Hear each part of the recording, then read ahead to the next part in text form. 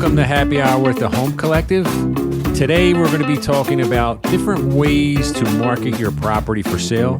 But first, it is 5 o'clock and it's happy hour. Kristen, what are you drinking?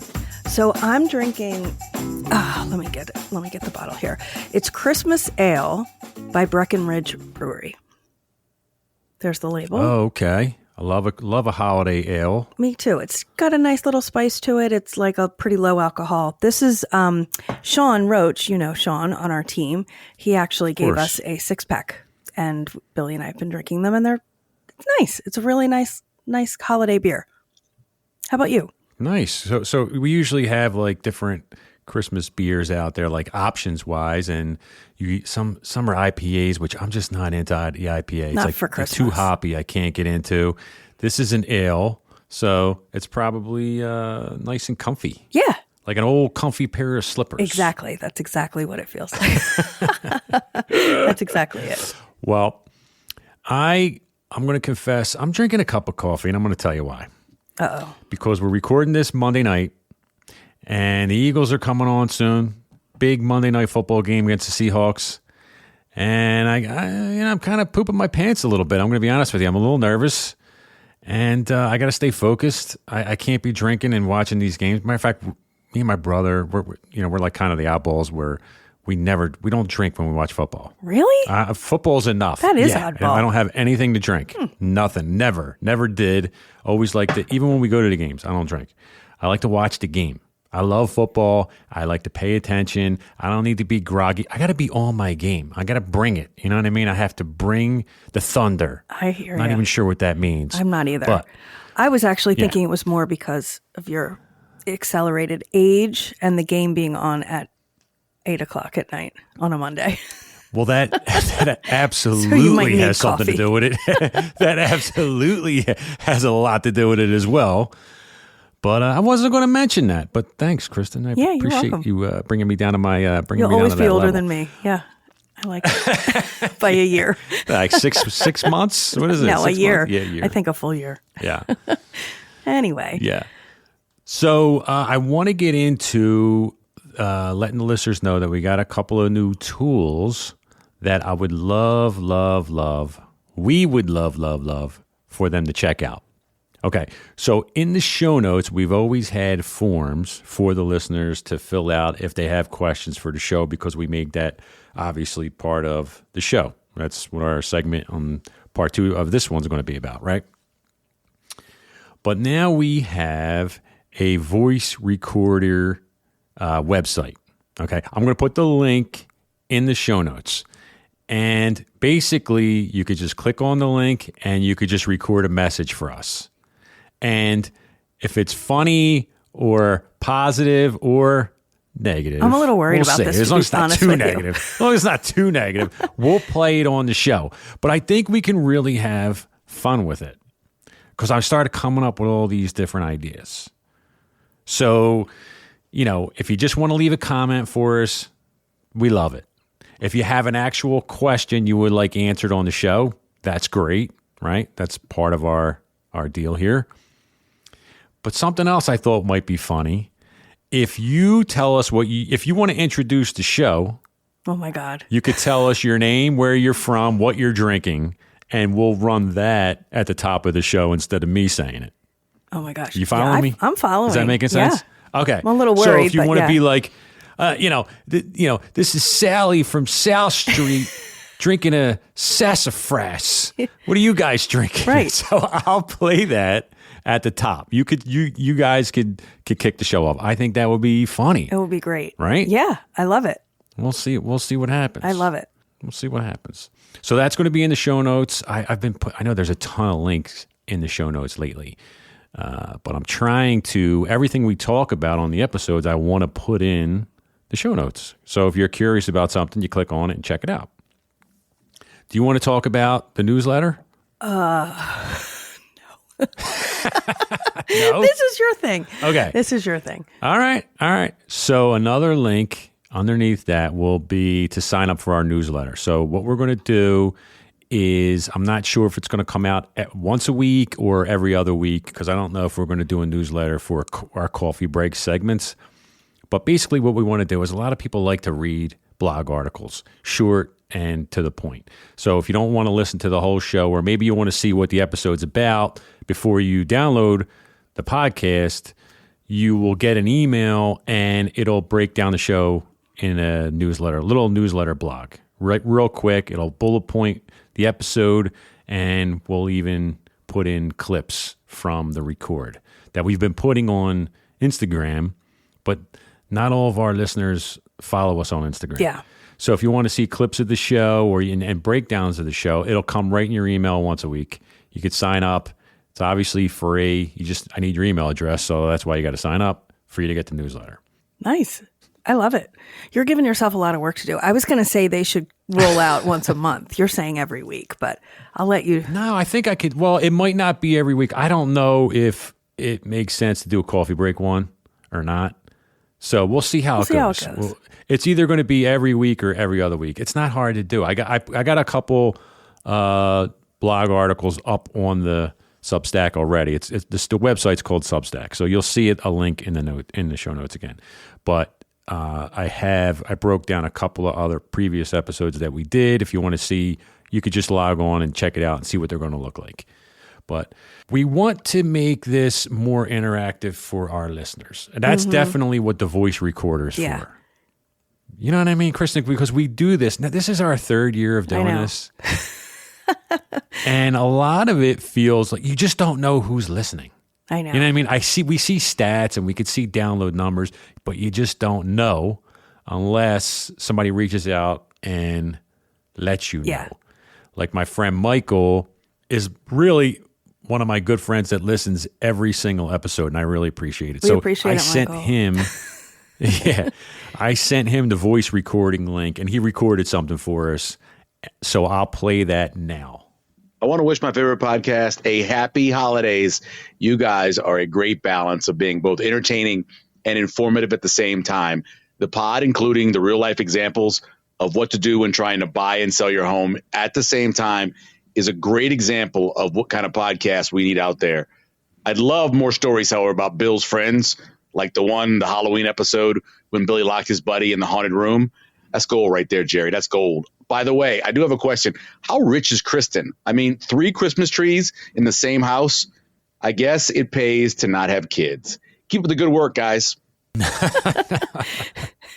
That's what I would like. I think this would be a good opportunity or a good way to get some audience participation and for us to actually get to know you guys a little bit and know who's listening, because we record these, for example, tonight's Monday, it goes out Wednesday, and then it's just gone. I don't know. You know what I mean? Sometimes I feel like it's me and you talking into outer space. Yeah. I don't, like you know how what we I mean? started. I don't know. You know, we started this podcast during the pandemic. So we were all kind of in quarantine. We were doing these that was when the whole idea of virtual happy hours became even a thing, that you would watch people drinking a beer on your screen.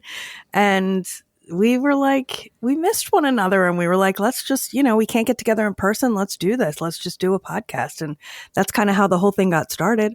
And now it's going, and we do have people who listen, which is always a surprise to me, but it's just become something that truly I look forward to doing every week with you. So yeah, me too. I like it a lot too. And I want to make sure the listeners, are enjoying it, because here's the thing. We see download numbers, but you really don't know if they're repeat listeners or not. Yeah. You know what I mean? So we see a number. So I'm like, okay, is this another new batch of people? Is this somebody who's constantly been listening? Or is it just Bill's mom over and over again? No shot my mom would ever listen. No shot my mom's listening either. So. No shot. But anyway, and we thought it might be fun. And plus we'll get new ideas for episodes from you guys. So that's really important to us. So please, please, please check out the show notes, use the voice recorder, fill out the form for the questions, or leave your questions on the voice recorder. We don't care. I mean, if you really want to know what color socks Kristen wears on Tuesdays, record that. we would appreciate it. Throw us a crumb. We would. I love it. That would actually be an improvement over what we know now, which is nothing. So I love it. all right. So anyway, we'll get on with the show. Coming up next is our different ways to market your home for sale. All right, Bill. So we have a couple questions today from listeners. Here's the first one, and I'm curious to get your take on it. When selling a property, what marketing techniques or strategies do you find most effective in attracting potential buyers? Okay, so the place to start, right, is for photos. Everyone kind of knows that, and you would think that's an automatic, but you would be shocked on how many bad photos are out there. I mean, absolutely shocked. So you have to get that part right. Yeah. And what I tell sellers, especially sellers that live in the home, it's like we have to get the home ready for the photos. That's going to be showroom quality, right? That's where it's meticulous. Yeah. And then after that, you can go back to living in the home. You don't have to. I don't expect the home to stay this neat for the whole time it's listed. And when we have showings, just act like company's coming over. You straighten up, you make the beds, you put the dishes away, and I think you're good. You're good there. I think most people get that. Writing a good description, take your time and write a really good, detailed. Not everyone is as good in writing as Kristen. It's an art, and I really do take it seriously. I do. I will say I'm a nerd about it. But we talked about this in the past, but it was probably in previous seasons, and nobody probably remembers this. But the description's important. When I'm reading the description, if I see a really short description, 3 or 4 sentences that an agent did, and it's not really that descriptive, the first thing I think of is this agent thinks his house is not great. Yep. And that's crazy. I don't know if it's because I'm in the business. I don't know if actual buyers think that way, but I do. I'm like, oh man, there's just no effort here. Why is this really good? Especially if there's not a lot of photos and that short description. I'm like, oh boy. I think actually as an agent, when I see another agent doing, a really kind of crappy description or just a really minimal description, my first thought is how lazy the agent must be and how difficult this deal is going to be to get done. That it is not going to be fun. This is not going to be someone I want to really work with because they just didn't put the time or effort into marketing this, into, doing what they're supposed to do, what they've been hired to do. So yeah, description for me is a biggie. And I always like to think about it. If I can, I sort of like to tell a story with the description, kind of make the person sort of walk through the home. They can see that it's 3 beds, 2 baths. They can see all that. You don't need to necessarily repeat that, but they want to know, how is it laid out? How does one room flow into the other? How would you entertain here? I also always put information about the neighborhood or the location in the description because I always want to think that someone from a faraway land is reading this description. They may not be familiar with this neighborhood or this location, and I need to make sure that I'm promoting it and that I'm marketing it. So anything about what school catchment it's in, how close public transit is, the nearby parks, nearby restaurants, that kind of thing. All of that stuff to me is really, really important. And then I will warn you also, you can tell when someone uses ChatGPT, because that's the new one where agents just plug something into ChatGPT. It comes out with this crazy flowery language and they put it right into the MLS. So don't do that. Yeah, it's okay. I've used it as a guide. I've plugged in stuff and it might give me an outline, but it was funny. I just did it recently and I'm looking at it and I'm reading it over and I just started laughing because the way it's describing this home, it was like this beautiful castle. And I'm like, there's no way I could use this house. a couple of these sentences. So you just got to reword that stuff. I mean, that's so easy to do. But yeah, so you do that. You think about who the buyer is and write to that buyer. And you're usually writing as if the person doesn't know anything about Philadelphia or the house. And I find myself struggling with that at times because I've been here all my life and I start to assume everyone knows everything about South Philly or that neighborhood. And I'm like, you got to kind of, and I kind of feel weird about it sometimes. I got to push myself to like get out of that mindset because I'm like, of course, everybody knows Pops is right there. Why am I writing about Pops? Who the hell cares? Right. And so I was like, wait, not everybody does. You got to write it, But one of the things we do that, you started and that I've gotten listings actually bringing this up, and because clients actually have fun with it, not all clients, but there are clients out there that actually really like this, and it's the home stories that we do. Oh, I love you my want to talk home about stories. that? Are we giving away all our secrets? I guess we are. So home stories. No. That is the question. We can go back to talking about the Eagles if you want. No. That was the question, I suppose. All right. No, so home stories was something that I thought of. Actually, my former team, I've been doing this for so long now, but it started off, the market wasn't great. I had listings that were sitting, and we talked about this in our last episode about these buyer love letters. When buyers would send a letter to the sellers, basically, talking about how they're going to love the home so much and, what their backstory is and all of that kind of stuff. So I started thinking about what if a seller was able to essentially write a love letter to the next buyer, to the person who would be inheriting this home.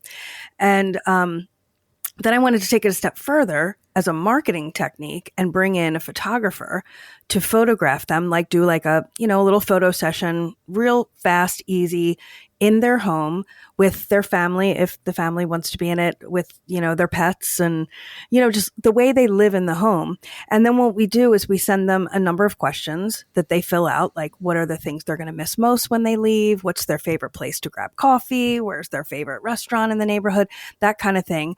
And they fill it out, and then we kind of put it together into like basically a blog, where we have, imagery of them. And we also have, their love letter essentially that we've crafted for them for the next potential, for the buyer. And then sometimes we'll put it into a brochure that we leave at the house along with, just the property information brochure. And, I've hosted open houses where I've had those brochures and people take them and they're like, this is so cool. This is so different. The first thing, what it's like when you're working with buyers and you walk into a home, especially if the home is really nice. The first thing your buyers will say is, why are they moving? What's their story? I know. And of course you don't know. All the time. I know. You're always it's like, so I funny. don't know. But they always want to know why they're moving. Yep. And, obviously we have to protect privacy and we've got to look out for fair housing. And there's a lot of things here that we have to be sure that we're taking care of. But, to be able to sort of share even a tidbit of the story of why maybe they're moving, I think goes a long way. It kind of puts a human element. You know me, I'm always a sucker for like the emotional, tugging at the heartstrings and kind of getting the emotional part in there, as well as, the numbers need to make sense and all of that kind of stuff. But the idea of telling a story, I just love storytelling in general, but the idea of telling a story from the seller's perspective and what makes their house so special to the next, for the next buyer. So that's our home stories. Then it kind of went on, to buyers would then reach out to us and say, hey, remember that fixer upper I bought? Well, I renovated it. Could you come back and do a photo shoot? People knew we were into doing, photo shoots and stories of our clients. So we now have some home stories that are our buyers as well. But it started off as a seller thing, a listing thing, and a marketing technique. I think just kind of makes us stand out a little bit. There's so many different elements to that too. Like when you're negotiating a deal, and the buyer kind of has a face now and sees that knows the family. It feels like they know the family a little bit before we even get into negotiating. Yeah. Which, as you know, people negotiate totally different based on not knowing anyone, or imagine if you were sitting at a dining room table talking. Yeah. You know what I mean? Like it's a totally different environment. Totally different. But I had clients, if you look on our website, so on the Philadelphia Home Collective website, if you hit the drop down, you'll see home stories, and those are actual sellers in there. Mm-hmm. If you look up clients of mine, Emily and Matt, when I broke out the home story idea to them, because, you know, a lot of sellers are extra private or they're shy or they don't want to be on social. They loved it. They were, I said, you just want to be part of the marketing? You want to sell this together? You want to get involved? They were like, yeah, let's do it. I was like, I'm going to send it to a separate photographer. You could do whatever you want in the house, whatever you like to do, PG. And we're going to photograph. PG. I'll cut that out. No, keep that in. We'll photograph it. Doing what you like to do. If you like to cook, just start cooking. Get the food out. You know, barbecue, whatever you want to do. And they had their pictures are so fun because you could tell they're kind of laughing. They're kind of laughing about it, and they knew it was, you know, it was nothing serious about it, and they had good. And then we gave them all those photos. Exactly. Right. So their home was all nice and neat, and everything was photographed, and we gave them like a photo book and said, here. You take these with you. That was their closing the house gift. sold. Yeah. Yeah, and the house sold fast. And it does make it easy for when you're doing open houses and the buyer's like, what's going on with the sellers? Like, well, here they are. Yeah. And they see a color brochure and they're like, oh my God, they start flipping through, reading it. Yeah. And they actually put in there why they were selling. They were actually traveling. They traveled the world pretty much. I mean, that's awesome. You know, she was like a traveling nurse and he could work from home. So they bought like a camper. And you got to see what they've done. I follow them on Instagram. They've traveled all over. I mean, they really did it. We always talk about, you know, just traveling, and they did it. I mean, and it's we should have them on the podcast. Really, I would love to talk about that. their We travels. should definitely do that. They've gone everywhere, and it's all on their Instagram. I'm gonna treat it like almost like a blog, but yeah, I mean, so that's something. Nobody's doing that. I mean, that's something that we really do. And I've really actually ours. been invited to like conferences and stuff, and I've been asked to talk about this. And not to toot our own horn, but no, I have seen other people try to do it, and nobody really does it like us. And also, no one's consistent with it. I mean, this is something that we've been doing now. I think I've been doing it now for about 7 years, and you know, people like the idea. They think they can kind of pull it off, and it takes a lot of work. I mean, that's the thing, you know.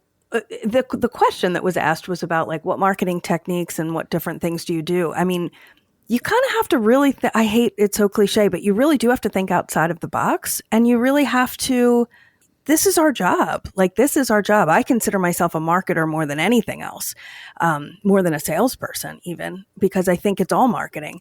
And so I think that, and that's also when it becomes fun, you know, doing that kind of stuff for me is fun, and it keeps me going. That is, so back to your, you know, description of 3 sentences. I'm not interested in working with that agent. I'm just not. You know what? You might actually, I'll tell you what, Chris, this is a true story. This before me and Kristen were actually working together. Not only that, if there was a house that was a shell and it really only required 3 sentences to describe, she gives it away. So, like, remember you gave me that house? Oh, that's right. From the investor, right? Because he said you were trying to go over there. You were trying to go see the property. You know, this investor calls Kristen, and this has to be like 2015, this 2014, was so long or something ago. like that. Yeah. So this investor calls Kristen. It's like, I want you to come by. I want you to list this property. So she's like, all right, I'll come by Tuesday. He's like, well, you can't come by then because I'm not going to have the house totally cleared out. There's a rat nest in there. I got to get all this. There was a hoarder. There was a rat's nest. And Kristen's like, this just does not fit me. I'll call Bill Ball. He'll take it. And you did. I did take it. Yeah. I did, those and kind I of sold homes it. are not fun for me in any way. And not to say that I haven't been there and done that. Certainly I have in my career. But I feel like that's not where I excel. I got to be honest with you. I was impressed that you told me that. This was actually, it's probably more when I first started. It might have been close to like 2011 or 2012. And I remember you know, we were in the office and you pulled me aside and you're like, listen, I got this deal, and you told me all about it. And I'm like, why wouldn't you do it? And you said, this is just not part of my business. And I thought, wow. I was like, that's impressive. I was like, I'll take anything right now. Like, I will sell a refrigerator cardboard box on the sidewalk right now. I'll sell it. But wait, you I was have like, and to she's understand, just giving stuff away. I started in 2005. I mean, when I even left my little mom and pop kind of South Philly brokerage, De Janeiro real estate, and I went to Coldwell Banker. My average price point was like 119. You can ask Dan because he was our manager then. I mean, I certainly put the time in with homes like that, and I worked with investors, and I spent weekends looking at shells and walking into homes when squatters were there. Not to say I haven't done that recently, but I just feel like my time's better spent somewhere else, working for something else. I get it. So yeah. I'm not a snob, folks. I'm really not. I promise you, I'm not a snob. No, but you found your niche. You know what I mean? You know what you're good at, and you know what you don't want to do, and you don't want to be walking in, with high heels through this property with holes in the floor and tripping over rats. I get it. But when I first started, I was pretty much mostly working with investors. Yeah. So I was like seeking them out. Yeah. And some people, that is excellent. I mean, some people work with investors and that's their bread and butter, and they do an amazing job with investors. And then a lot of times they'll get the out sale. They work with investors who either flip, and that's what happened. Or become developers, and then they get the out sale, and that's their business. Mm-hmm. So that's a whole different. It's a whole different way of doing it. But for me, I like the homeowner who's loved their home and has cherished their home, and I just want to cherish it with them and pass it on to the next person. Yeah. There's a lot more emotions involved, Kristen, with regular home buyers and sellers. Definitely. So that's what draws you to it. You would not be interested in just selling new construction projects. That's just not your thing. It's cold. It's just like you're just churning and burning boxes. Yeah. Yeah. Mm-hmm. There's a lot of money there when you're doing it. Yeah. But that's not your thing. And you're about like getting the hugs and getting invited over for tea and crumpets later. I am. I get it. I get it. Like South Philly, how many tables I sat at and ate, pasta while we talked about listing a property. I totally get it. Yeah. It does make you feel good. There are those deals that make you feel good. And I've done tons of investment deals where I'm, come home and punch my pillow, even though we sold 16 houses. I'm like, son of a bitch, never doing this again. Yep. All right. Did we cover that enough? I've definitely been there. You think? I think we did. Yeah. Oh, well, the one other thing I do, I have to plug this. Is staging. And as most of you probably know, I have a staging company as well called the Philadelphia Design Collective. And I'm not trying to, plug too much here, but it's our podcast. Staging, we're allowed. Yeah, staging a home is just almost essential, I think. And if it's a home that's vacant, I just think it's almost essential. And I stage every single home that I have if it's vacant, without fail. Well, that goes along with the photos. When I'm talking about getting your home showroom ready, that's the part of it. That's what you need. And then you do two different styles with this. So if you have a homeowner who's still living in the property that maybe needs a room filled, you could stage that room. Or sometimes they swap out furniture. Mm-hmm. Just bring some accessories and art. Yeah, or just go in and rearrange and then do artwork and that kind of thing. And we call that restyling. When we just are helping homeowners that are already living there, just kind of like curate their stuff, scale back, maybe bring some things in. And then we do vacant staging as well. So, but really, I pretty much do that with every single listing. That's part of what I do. And then the other thing, we do some, 3D tours and that kind of stuff as well as our photography. But the other thing I just want to mention is our open houses. I think, I remember when I started in real estate, we were told like open houses don't work, which is such a strange thing. Now open houses 100% work. I've sold so many homes through the open house, and I've gone to open houses when I travel. Actually, this is kind of an annoying thing that I do, but when I travel and I'm in a new place, I'll pop by open houses if they're going on, because I want to see what other people are doing in other markets. And I'm also just always curious about real estate. But you would not believe the number of times I walk into an open house, whether I'm with clients or just by myself, just curious, and the agent is just sitting in the corner on their phone and they barely look up and hi, bad. Sign in, and you're just doing the home by yourself. They don't say anything. I think an open house is your opportunity to present the house and to try to sell it. One thing I used to do kind of pre-COVID was, for the first half hour, I would invite the neighbors. I would send like a personal invitation to the neighbors, the immediate neighbors, and have them come for the first half hour. The good thing about doing that, by the way, is that if there's anything they're going to complain about, like, the guy at the end of the block who's, whatever, and this place is so hard to park or whatever it is, they get that out of the way with each other. Get that out of the way. Yeah. Instead of in front of before potential real buyers. People come in. Yeah. And then they're kind of advocates for the home too. You get to meet them. Maybe someday they'll be looking to, sell, who knows, but also you get to meet them. And if, something happens, like, which always seems to happen to me, the sign blows down in a storm or something like that, you're getting a nice phone call from the neighbors to say, hey, your sign came down, instead of someone calling and like cursing you out because of it.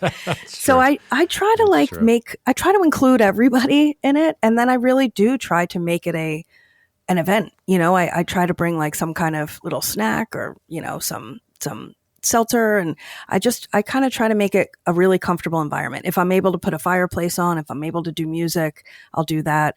But I think there's really something to be said for an open house. You're opening the home to the public. You're presenting it. So I don't think that a lot of agents take that seriously. I think a lot of agents do them, Well, you're right. A lot of agents do open houses, but there's no rules and everyone kind of does it a little bit differently. And like you said, if they're sitting in the corner, not getting up, it's really not great. I try not to follow everybody. I don't follow. Most people, especially couples that come in, I'll greet them, ask them to sign in, and then I'll give them like the important facts about the property. And then I say, help yourself. If you have any questions, my name's Bill and I'll be here, blah, blah, blah. And then you let them go, because no one wants to be, followed around. I actually got clients. Listen to this. I actually got clients from an open house who came from another open house and told me that the agent would not leave them alone and walked them through the whole house and then stood in front of the front door and wouldn't let them go by him until he was done. They couldn't get by him. And there was like no polite way to get him to stop. Yep. I was dying laughing, and I wind up selling them a house. That's the funny thing. I love it. I wound up not that house, but I wound up selling them another house.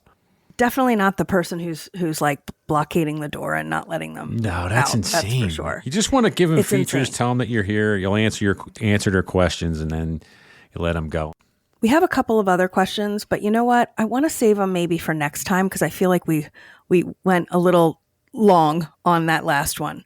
But that's a passion of mine, honestly. It's a passion of mine to market homes, and I could go on and on. I could go on longer. Yeah, it's a thing. We could go on and on and on. I know. Yeah. But I wanted to skip over all the stuff that everyone's doing anyway. You know what I mean? So I was just trying to get to really like the stuff that we do. So and that's fine. And you know what? It's Christmas week, Kristen. I'm going to play. Is it okay if I play some Christmas music on the outro? You don't care, right? Yeah, go for it. Little something. Play a little Santa music. And, the Eagles are on tonight. So, I'm shaking right now. I'm just so nervous. I know. So I want to get cracking. But anyway, I will see you after Christmas for our coffee break next week. And have a great holiday. You too. Merry Christmas to all the listeners. We really appreciate your support. Have a great holiday, and we'll catch you next week.